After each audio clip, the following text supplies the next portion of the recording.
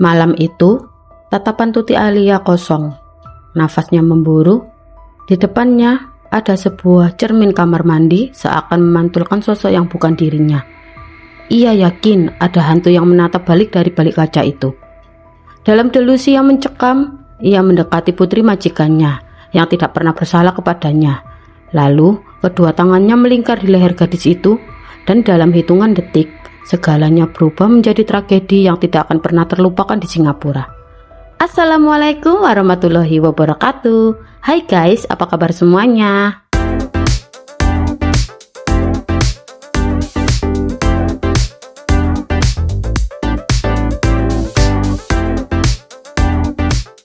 Balik lagi di channel aku, Ruth Fermiati, channel yang akan membahas semua rangkaian kisah nyata dari dunia perTKW-an dan perTKI-an di seluruh penjuru dunia. Kisah nyata dari kalian wajib untuk aku suarakan, karena suara kalian terlalu berharga untuk dibiarkan diam. Guys, aku kasih saran ya, sebelum kalian memutuskan untuk menjadi seorang TKW, ada baiknya kalian tuh cek dulu deh kondisi kesehatan, bukan cuma jasmani, tapi rohani teman-teman juga. Kenapa? Karena jangan sampai kalian berakhir seperti Mbak TKW yang bakal aku bahas kali ini. Gara-gara bisikan dari sosok jahat, katanya sih kerasukan, malah anak majikan yang jadi korban penghilangan nyawa. Kok bisa sih? Gimana kisah selengkapnya? Yuk gak usah berlama-lama lagi, langsung aja kita kupas tuntas kisahnya. Check it out.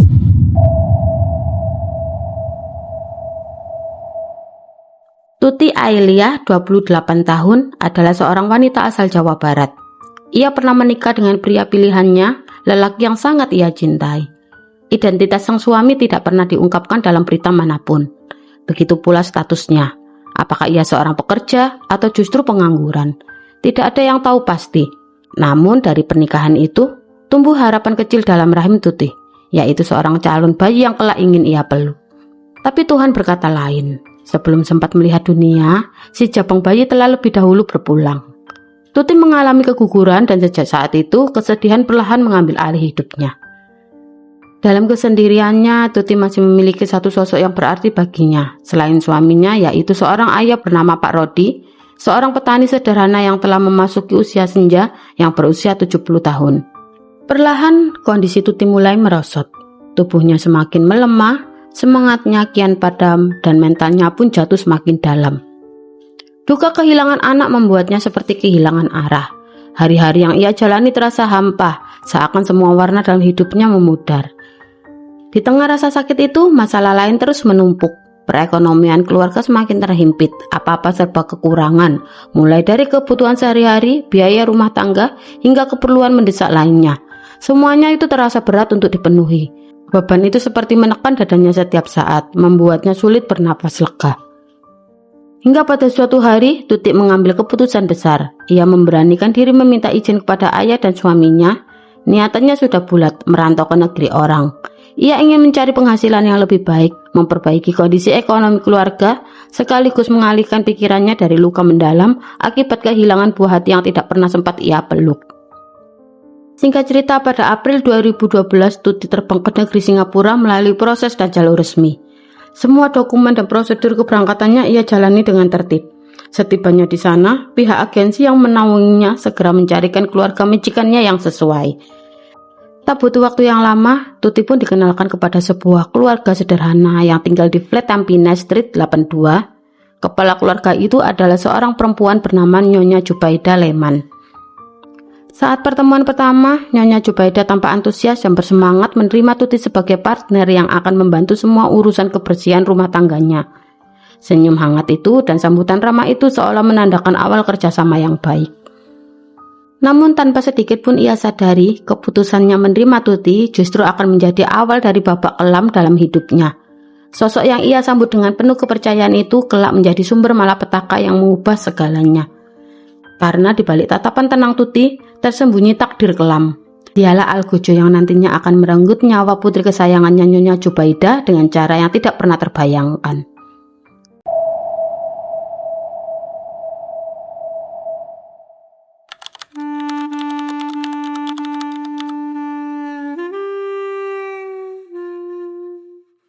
Di berita manapun tidak disebutkan secara pasti berapa jumlah anggota keluarga Nyonya Jubaida Leman.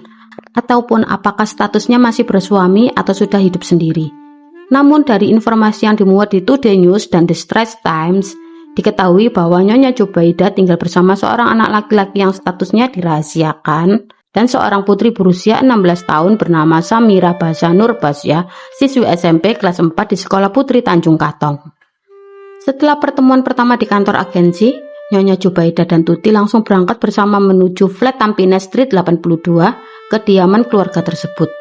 Sesampainya di sana, Tuti diperkenalkan kepada putra dan putri majikannya Nyonya Jubaidah, kemudian menunjukkan kamar yang akan ditempati Tuti. Dengan sikap yang ramah, ia mempersilahkan Tuti untuk istirahat di hari pertama, sebelum memulai rutinitas pekerjaan rumah tangganya di keesokan harinya.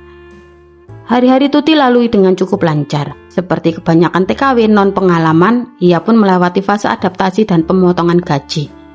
Meski rutinitasnya sebagai seorang helper membuatnya sibuk, Tuti sering merasa hatinya hampa dan kosong.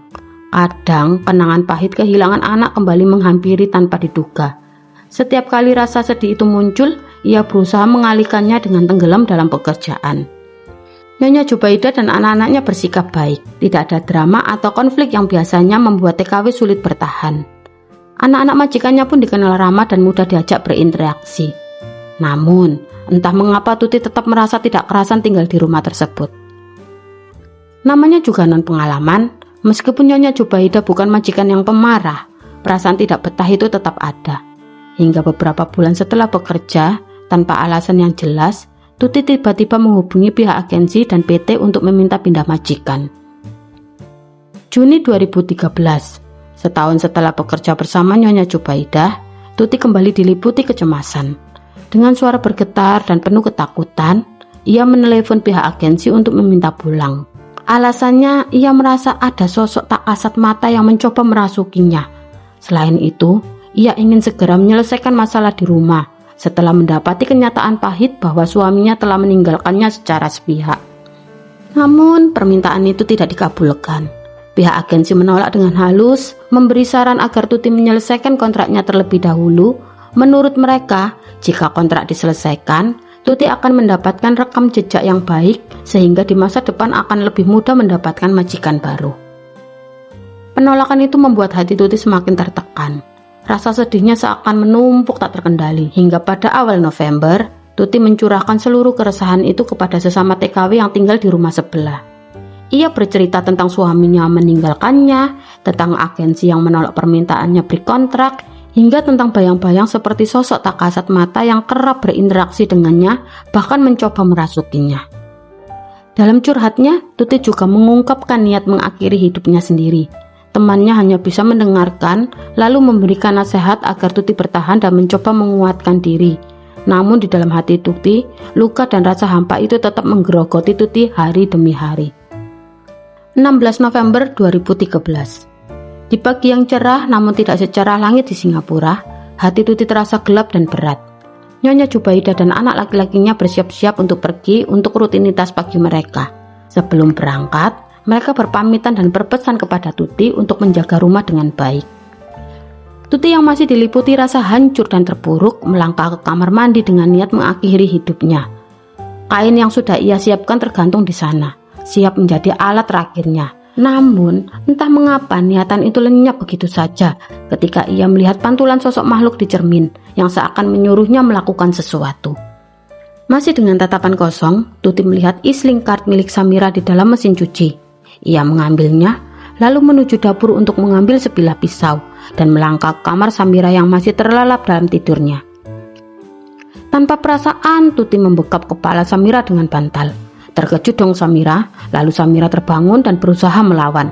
Namun sayangnya, Tuti lebih dulu menghujamkan pisau ke perut dan dada gadis itu hingga terjatuh ke lantai.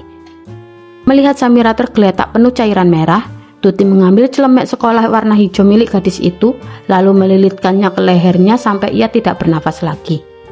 Saat tersadar, Tuti kaget dengan apa yang barusan ia lakukan. Panik dan kalut, ia mencoba mengakhiri hidupnya dengan menggoreskan tangannya menggunakan pisau yang sama. Namun membatalkannya karena tidak kuat menahan rasa sakit. Percobaan kedua ia lakukan dengan meneguk setengah tutup botol cairan pewangi pakaian, namun juga gagal. Hingga akhirnya sekitar pukul 12.30 siang, ketika Nyonya Jubaidah pulang dari rutinitasnya, Tuti menyesal dan melaporkan bahwa ia telah mengeksekusi Samira. Dengan tangan gemetar dan wajah pucat, Nyonya Jubaidah yang masih dalam keadaan syok segera menelepon polisi.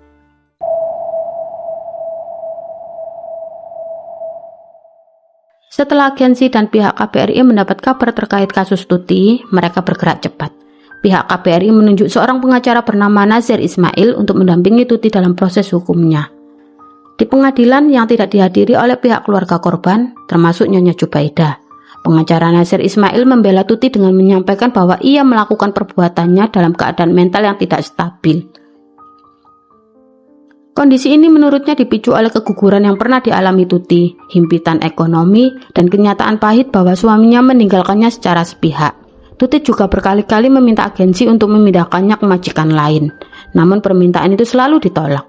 Menurut pihak pembela, semua tekanan ini memuncak hingga membuat Tuti kehilangan akal sehat yang berujung pada tewasnya anak majikan. Namun, jaksa penuntut umum menolak pembelaan tersebut. Mereka menyatakan tidak dapat memverifikasi fakta-fakta yang diajukan dan menegaskan bahwa hal itu tidak bisa membenarkan tindakan Tuti. Wakil jaksa penuntut umum yaitu Charlene Taijia mengatakan bahwa Tuti tetap menunjukkan kapasitas untuk memahami peristiwa dan menyadari kesalahan tindakannya. Pihak pembela menghadirkan saksi ahli yaitu Dr. Bharat Saluja dari Institut Kesehatan Mental yang menyatakan bahwa Tuti mengalami depresi berat disertai gejala psikotik pada saat kejadian sehingga penilaiannya sangat terganggu. Akhirnya pada 25 Mei 2014, Tuti Ailia dijatuhi hukuman 12 tahun penjara setelah mengaku bersalah atas tuduhan pembunuhan yang dikategorikan sebagai pembunuhan tanpa unsur berencana. Hakim Pengadilan Tinggi U Billy menegaskan bahwa tidak ada indikasi depresi berat Tuti disebabkan oleh keluarga majikannya. Meski ia mengaku bersimpati pada kondisi mental Tuti, hakim menegaskan bahwa Tuti telah menghilangkan nyawa seorang remaja tidak berdosa, siswi kelas 4 di Sekolah Putri Tanjung Katong yang tidak pernah bersalah kepadanya. Nah, itu tadi guys kasus yang dialami sahabat kita pahlawan Devisa yang sampai merenggut nyawa anak majikannya karena mengalami depresi. Kalau kita lihat dari ceritanya, sebenarnya Tuti ini sudah melakukan apa yang dia bisa loh. Mulai dari minta ganti majikan, sampai ingin beri kontrak, tapi beberapa pihak justru memotivasi dia untuk bertahan dengan alasan supaya punya good record. Gimana menurut teman-teman? Tulis pendapat kalian di kolom komentar ya.